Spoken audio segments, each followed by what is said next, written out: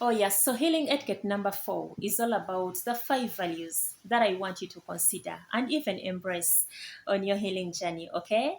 And this is just a kind reminder. Every time, every time we speak healing on this platform, on the TDS space, it's basically emotional healing. It's just everything to do with our emotions. It's everything to do with our inner man, the healing of our inner man, the healing of our inner wounds. It's the healing of our souls. That is the mind, the will, and the emotions. Find it on this platform. All the emotional distress. Talk about depression, anxiety, heartbreaks, fear. We speak about issues like anger, jealousy, bitterness, frustration, all these issues. Are you manipulated? Are you being controlled in a certain way? Are you tired? Do you feel overwhelmed? Do you feel like your emotions are now distorted? This is what we speak about on the TDS space, okay? So you are most welcome to the Triumphant Dove Show, okay? And so tonight, I want us to see the 5 values that I want you to carry at heart, that I want you to carry with you, especially if you've already embarked on your healing journey, okay? And so number 1, stop being desperate. Stop being desperate for friendships and relationships. Stop it. Like on a serious note, I want you to stop the business of making long, endless calls and then sending unnecessary text messages. We need to stop this. We need to stop it. You know, one thing I've realized is that people don't want to be around someone who is desperate. They don't. And the funny thing is that these people may actually never tell you. They may never open up to you. But then at the end of the day, it makes you look vulnerable. There's a way it makes you look cheap and beggarly.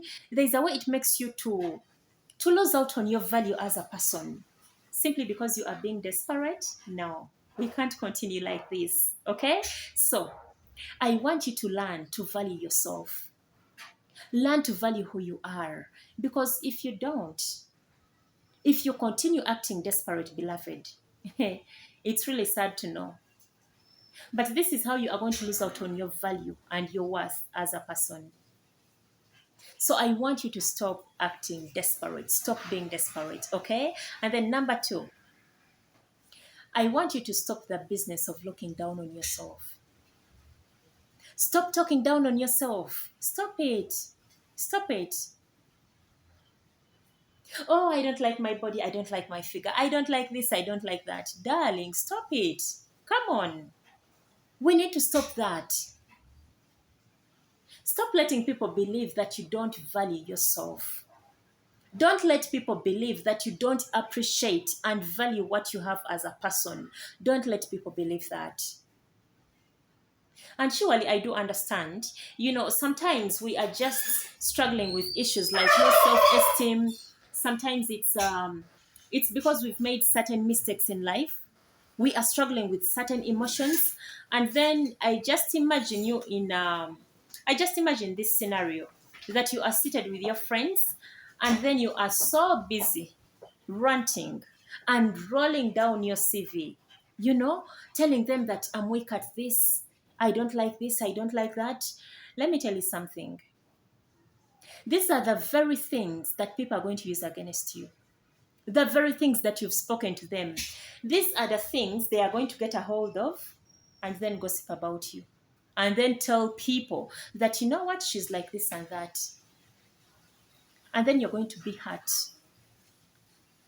Your emotions are going to be distorted just like that, simply because you talked down on yourself. This is how you are going to get into a depression, that someone knows this and this about me, and then you feel low. You feel disappointed in someone simply because they talked about you. And yet you are the very person who gave them what to talk about. You see how funny that is? So I want you to stop talking down on yourself. In case you really want to talk about a certain issue that is disturbing you, that is giving you sleepless nights, it's very okay.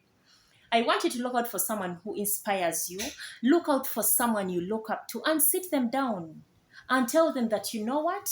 I'm struggling with this thing. This thing is really eating me up. It's very okay. It's far better than you sitting down your friends and then you start, rolling down your CV and then your weaknesses and then the things that you don't like, the the struggles that you are going through, and then certain things about your body, and then tomorrow these are the very things they're using against you. It's far better. Look out for someone who inspires you, someone you look up to. Sit them down and talk to them about yourself, okay? But stop talking down on yourself, okay? And then number 3, stop living in your past. Stop living in your past. Surely everyone has a past, everyone, and terrible ones for that matter. If some of us were to sit and share our past with you, for some reason you would even ask for an African stool and then hold your cheek and then start wondering, and then you'll be like, is she talking about a movie or real life? But hey, this is real. We all do have pasts, painful ones for that matter. We do.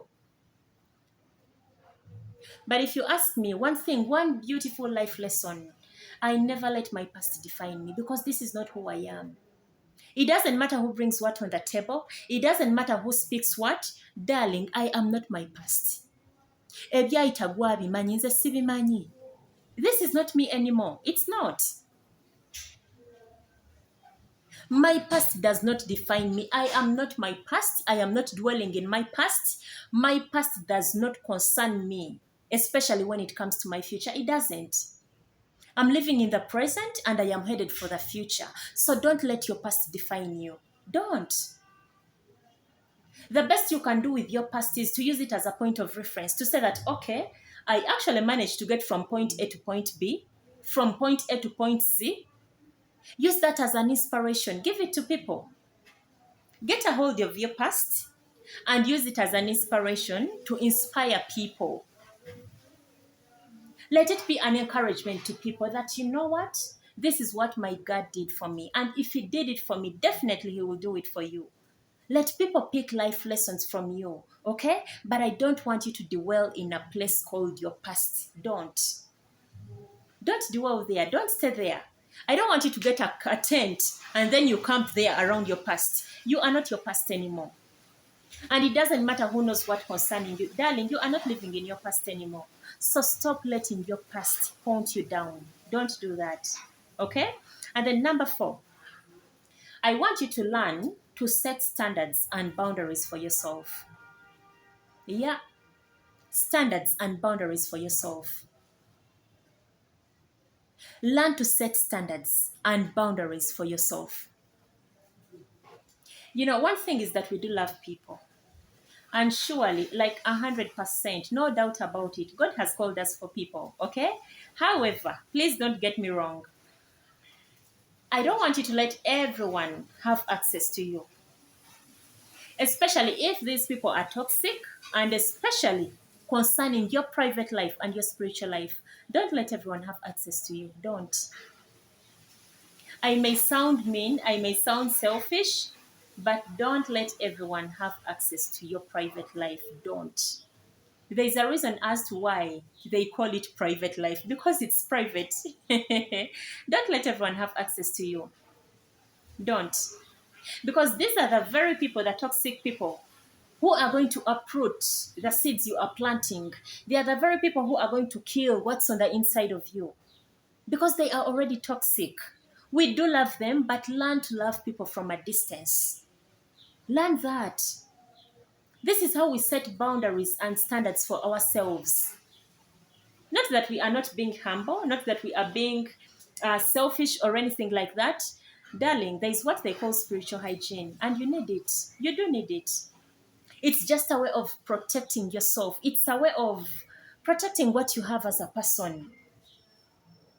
You don't just carry an egg and then you just go on swinging your hand like this. There's what we call protection. There's what we call a boundary and a shelf. There's what we call a lane. I want you to learn to stay in your lane.